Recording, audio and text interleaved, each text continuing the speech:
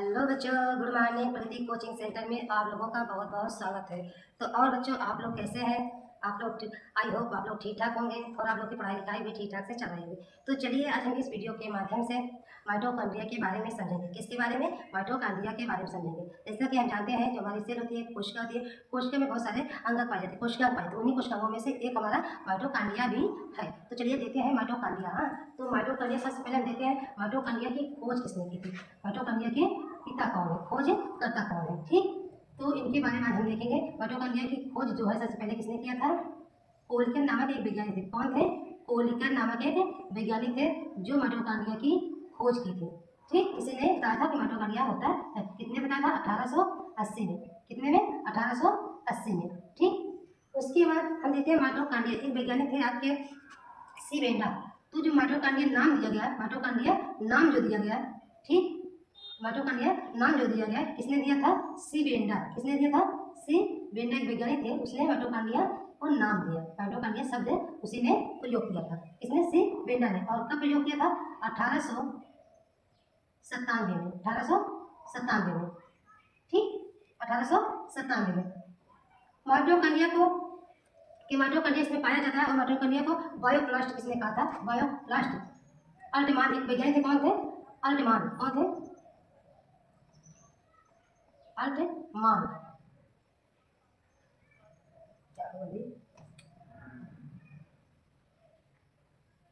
Altmann एक वैज्ञानिक थे, अल्टमान। उसने 1880 में, सॉरी 1890 में अल्टमान ने माइटोकॉन्ड्रिया को बायोप्लास्ट कहा। क्या कहा? बायोप्लास्ट। बायोप्लास्ट नाम से संबोधित किया था। किसने? अल्टमान ने माइटोकॉन्ड्रिया को। क्लियर? समझ आ गया? चलिए तो हम देखते हैं माइटोकॉन्ड्रिया। जैसे ये क्या है? माइटोकॉन्ड्रिया। तो माइटो में दो शब्द बनाए, एक माइटो एक कॉन्ड्रिया। क्या है? माइटो और कॉन्ड्रिया से मिलकर हमारा माइटोकॉन्ड्रिया बना है। तो माइटो का मतलब क्या होता है? जैसे हम देखें, माइटोज क्या है? माइटोज। तो माइटोज का जो अर्थ होता है इसको क्या कहते हैं? थ्रेड। कहते हैं थ्रेड। क्या है? थ्रेड। THRED। क्या है? थ्रेड। थ्रेड मीन्स क्या है? धागा। क्या होता है? धागा। धागा, सूत्र, सूत्र, या इसी को हम तंतु भी कहते हैं। क्या कहते हैं? तंतु भी कह सकते हैं। तंतु भी कह सकते हैं। माइटोज शब्द क्या है? थ्रेड, या हिंदी में इसको कहेंगे धागा, सूत्र या तंतु भी कहते हैं। और दूसरा शब्द हमारे किससे बना है? कॉन्ड्रियोन। किसे? कॉन्ड्रियोन। कॉन्ड्रियोन। कॉन्ड्रियोन का अर्थ क्या होता है हमारा? ग्रेन्यूल्स। क्या होता है? ग्रेन्यूल्स। ग्रेन्यूल। क्या होता है? ग्रेन्यूल। ग्रेन्यूल का मतलब क्या होता है हमारा हिंदी में? कड़िका। क्या होता है? कड़िका। क्या है? कड़िका। ग्रेन्यूल का अर्थ क्या होता है? कड़िका। क्लियर? समझ गए? अब बेटा मात्रा कम सही है, थोड़ा माइनस कीजिए। कॉन्ड्रियोन का मतलब क्या है? ग्रेन्यूल। ग्रेन्यूल मतलब क्या है? कड़िका, ठीक। अब ये दो माइटोज के दो शब्दों से बना है, एक थ्रेड और मतलब माइटोज के और क्या थ्रेड है, और कॉन्ड्रियोन का मतलब क्या है? ग्रेन्यूल है। क्लियर? समझ में गया? अब हम देखते हैं माइटोकॉन्ड्रिया की परिभाषा। क्या है? परिभाषा। परिभाषा। तो ये किसमें पाया जाता है? माइटोकॉन्ड्रिया यूकैरियोटिक कोशिका में। किसमें? यूकैरियोटिक कोशिका में।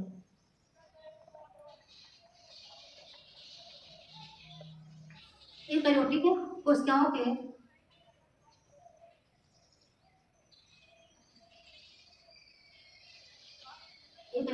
कोशिकाओं के कोशिकीय द्रव्यों में, कोशिकाओं के कोशिकीय द्रव्य में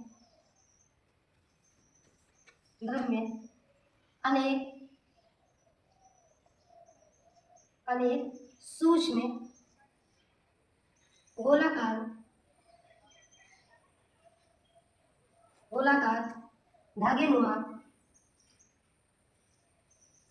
धागेनुमा संरचना पाई जाती है।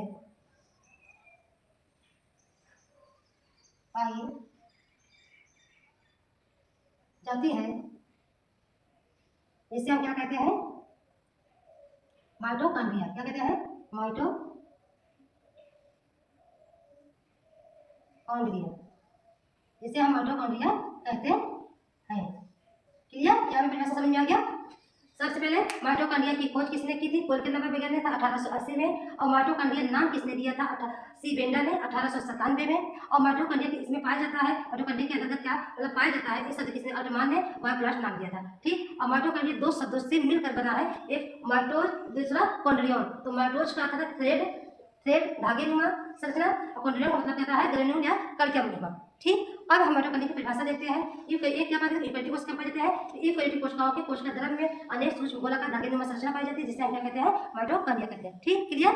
अब हम देखते हैं, अब हम आज समझते हैं माइटोकॉन्ड्रिया की संरचना के बारे में, structure of mitochondria. Structure of mitochondria क्या, स्ट्रक्चर ऑफ माइटोकॉन्ड्रिया। ठीक, अब हम स्ट्रक्चर ऑफ माइटोकॉन्ड्रिया की संरचना के बारे में चलिए एक डायग्राम के मदद से समझते हैं। या क्या होती है, दो लेयर संरचना होती है, ये दो परत की संरचना बनी होती है इस प्रकार से। ठीक,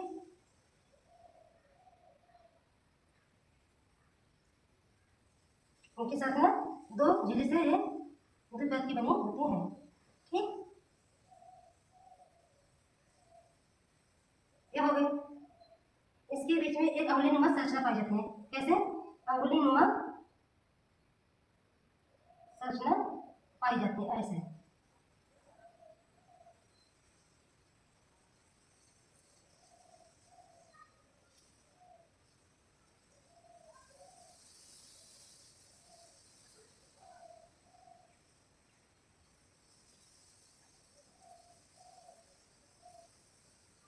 इस प्रकार से उंगलीनुमा संरचना पाई जाती है।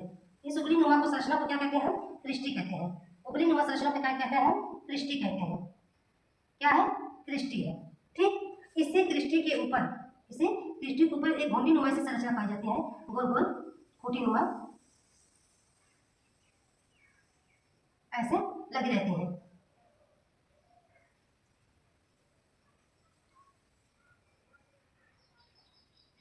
ठीक, ऐसे घुंडीनुमा संरचना लगी रहती है। इसको हम क्या कहते हैं, आक्सीसोम। जैसे ऐसे बनी रहती है, ऐसे रहती है, तो इन पे ऐसे इस प्रकार से, ऐसे इस प्रकार से खूंटीनुमा या घुंडीनुमा संरचना होती है।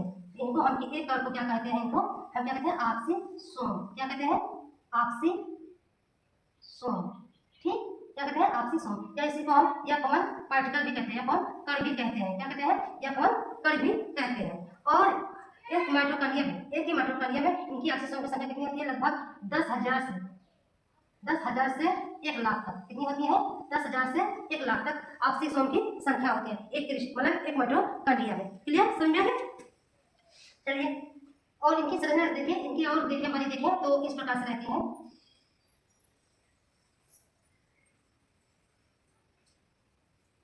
इसकी इस प्रकार से संरचना होती है। ठीक, इसमें क्या पाया जाता है, एटीपी एंजाइम पाया जाता है, एटीपेज एंजाइम पाया जाता है, और एटी सिंथेज भी एंजाइम पाया जाता है। एटीपी सिंथेज और एटीपेज एंजाइम पाए जाते हैं। इसमें इलेक्ट्रॉन ट्रांसफर, इसमें इलेक्ट्रॉन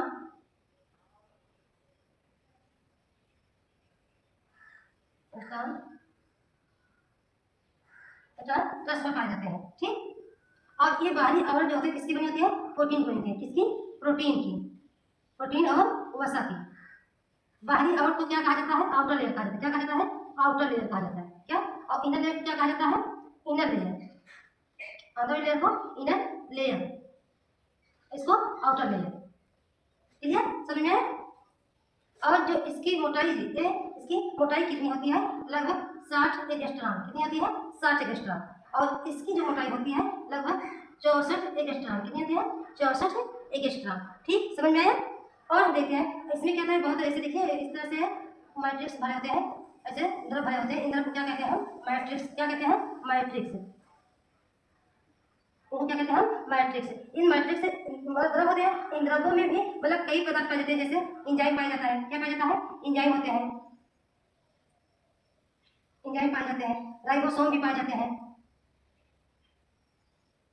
राइबोसोम भी होते हैं। इसी में न्यूक्लिक अम्ल या डीएनए भी होते हैं। क्या क्या है, डीएनए, जिसे न्यूक्लिक एसिड कहते हैं। ठीक, तो बच्चों देख लिया इतना एक क्या है, आपका माइटोकॉन्ड्रिया की संरचना। कि माइटोकॉन्ड्रिया दो लेयर संरचना होती है। माइटोकॉन्ड्रिया में जैसी संरचना पाई जाती है, जिसको हम क्रिस्टी कहते हैं। क्रिस्टी के ऊपर जो प्रोटीन संरचना है उसको हम ऑक्सीसोम या पार्टिकल कहते हैं। पार्टिकल में क्या, एटीपी सिंथेज एंजाइम होता है, जो जो हमारे श्वसन क्रिया में काम करता है। इसी से हमारे श्वसन क्रिया जो कार्बोहाइड्रेट का ऑक्सीकरण होता है तो श्वसन ऊर्जा निकलती है, इसी के माध्यम से होता है, इलेक्ट्रॉन ट्रांसफर होता है। ठीक, ये हो गई, दो लेयर में बनी होती है, वाइट लेयर प्रोटीन और की बनी होती है। क्लियर, यहाँ में समझ में आ गया। उम्मीद है कि आपको ऑटोकैड की संरचना आसानी से समझ में आ गई होगी। तो चलिए आज की वीडियो बस इतना ही। इसके आगे देखने के लिए चैनल को सब्सक्राइब कर लीजिए, जिससे कि हम नए इसके आगे कुछ पार्ट लेकर आए तो आप लोगों को आसानी से मिल सके। तो चलिए आज के लिए बस इतना ही।